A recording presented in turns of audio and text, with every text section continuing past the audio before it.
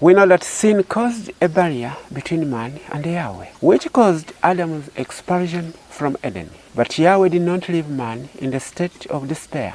Yahweh's first promise to man was one of courage and help, that he would send someone who would bruise the serpent's head and destroy the enemy that has caused man to sin. Genesis 3:15. And I will put enmity between thee and the woman, and between thy seed and her seed. It shall bruise thy head, and thou shalt bruise his heel. Yahweh, through the ages, he saw a long journey that man was to travel, and still a longer journey that his son was to travel. All the ill treatment that his son was to suffer, and at last drive the nails in his hands and feet. Yahweh heard the heart-piercing cry from Golgotha, as a son in anguish and despair called out, my Father, why hast thou forsaken me? Thus the Yahweh conceived a plan in which he and man would again unite. And if we could not live in paradise where we enjoy open communication with the Yahweh, why not Yahweh to come